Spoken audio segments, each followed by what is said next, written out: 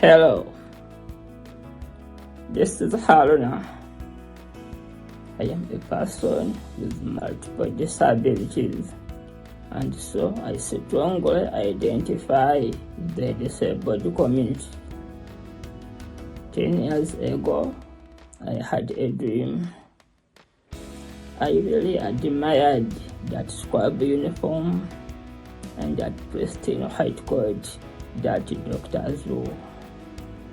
But being a person with a disability and coming from a poor background was such a very great limitation that made completing my education uncertain. And of course, no one could ever believe in my dream that a disabled person, a deaf person, could study medicine and be a doctor.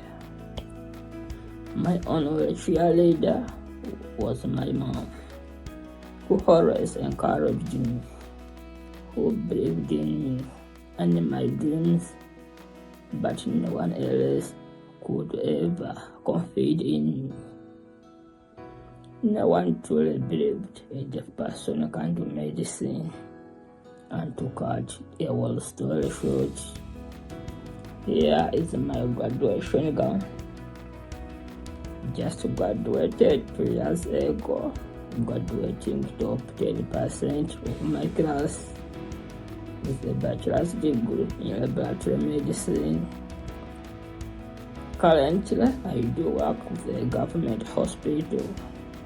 I see very many patients every day, and it is such a very great pleasure working on them, diagnosing their alignments, prescribing medication. But that was a dream. No one could believe I could be able to become one day.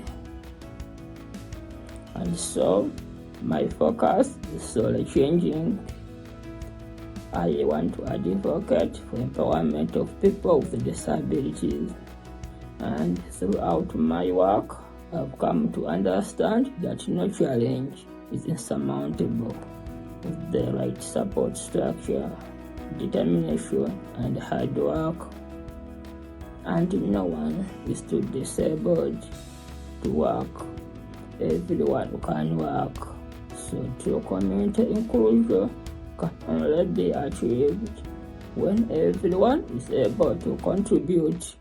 And my dream is to see so many people with disabilities in esteemed positions. Doctors, nurses, engineers, pharmacists, and these are the individuals who have the capabilities to pursue those qualifications. I don't think we ever really understand how short life is until we lose someone we love. I've been there more than once, and every time it hits the same way. Like the world was moving on, but I was stuck in a place and I was trying to make sense of it all. The silence, the questions, the feeling that someone was missing permanently. At first, loss was like an ending, like something was taken from me and all I could do was sit with the absence. But as time passed, I started seeing it differently. Loss just doesn't take, it also teaches. It taught me that time is fragile but valuable, that we don't get to decide how much of it we have, but we do get to decide how we use it. And I realized that if I was still here, then I had a responsibility to make the time that I have matter. I've started paying attention to the things that really mean something, the people, the connections, the small acts of kindness that make the difference in someone's life.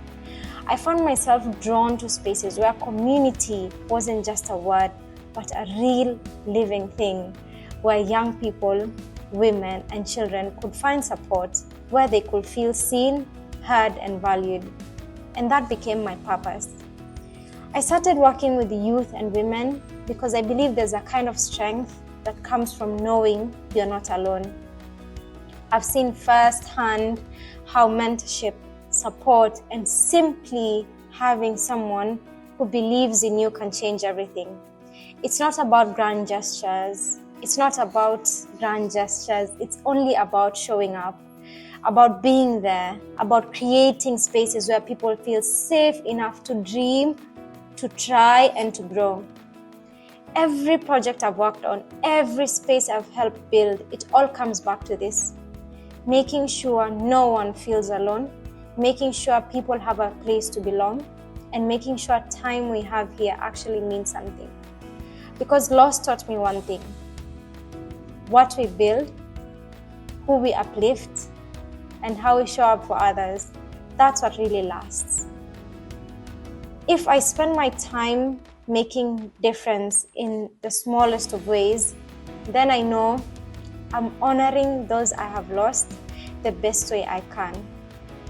Here's to building a community that lasts longer than us.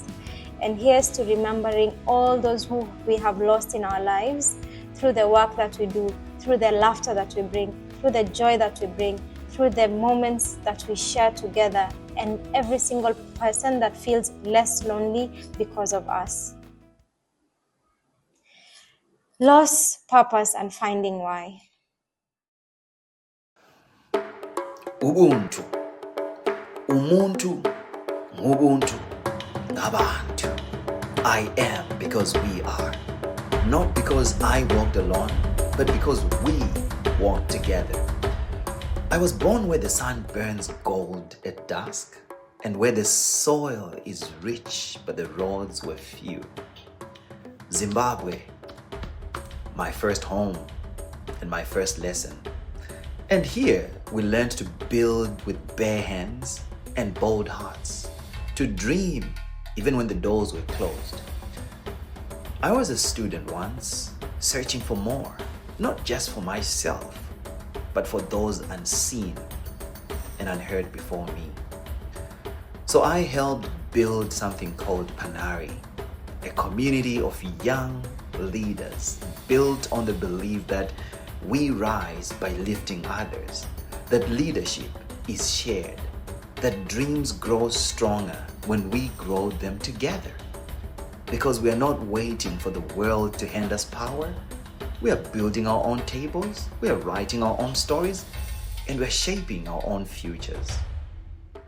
Now for 15 years, my hands have shaped futures. Not by telling, but by listening. And not really by leading, but by walking beside them. Young people with nothing but a vision, yet turning problems into possibilities and ideas into movements and small sparks into unstoppable fires. I have walked fields where young farmers in Kenya grow resilience in every harvest, and I've sat beside creators in Malawi who carve solutions out of struggle, and I've learned from voices too bold to be ignored. I have seen the power of young minds when they are set free. My name is Donald Mushandi, and in Shona, my native language, Mushandi means worker. But I just don't work hard, I work with heart. I build and I mentor and I open doors. And when I find none, I break the walls and I build bridges. Now this story isn't just mine. It belongs to everyone who dares to dream in places where dreams are not meant to grow. Now here's my message to the dreamer who doubts, and to the leader who is tired, and to the builder with bruised hands. You're not alone, because Ubuntu, umuntu, ngubuntu, ngabantu. It means we are all connected, and my rise is your rise, and your win is my win. I am because we are, and together we build.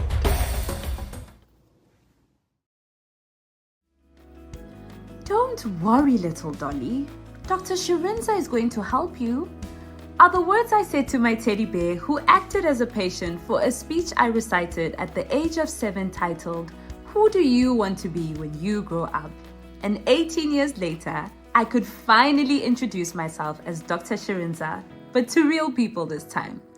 In the speech, I alluded to how I wanted to find a cure to HIV and change the world. The world? The world. So growing up as a Tonga girl from Limpopo in the small Afrikaans, English and Swati town of Malelan in South Africa, to trying my hand at cricket and mountain biking in high school, I journeyed along to my dream university to study my dream profession. At the University of Cape Town, the overachiever title that had been donned upon me while growing up soon gained traction as I invested my time in multiple other interests, such as rural health, the Health Sciences Students' Council, global surgery, and TEDx UCT, all which provided numerous leadership opportunities. But the literal icing on the cake was when my friends and I started a booming waffle making business called Waffle Mania, and when my brother and I started one of Africa's first pet telehealth startups called Chewy. But as my list of involvements grew, so did my world, and so did its problems that needed changing too. I realized that medicine is a social science and that it is political, and failure to appreciate this is failure at rebuilding the healthcare system in its entirety.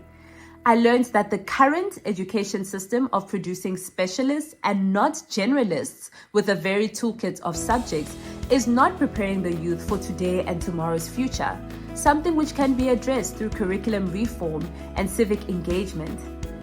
I concluded that research is currency, and that those who have it and invest in it are wealthy, and that those who don't are not. And it dawned upon me that ultimately we need Africans to solve Africa's problems through uniquely African solutions, and the youth should be at the forefront of that revolution. Admiring the stories I would hear from my superhero Dr. Dad, the first Dr. Shirinza, definitely sowed the seed. But ultimately, it was my Heavenly Father who called me to this world-changing life. If I were to give a title to my autobiography, it would be Grace Anatomy.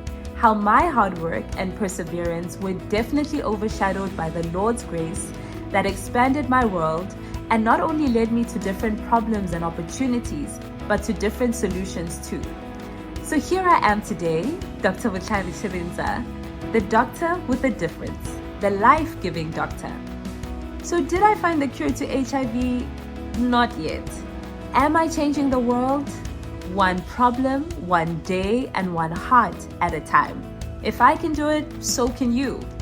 What I would definitely say to my 7-year-old self is continue dreaming dreams that are bigger than you, because they were given to you for a reason. No dream is too big, and no dream is impossible.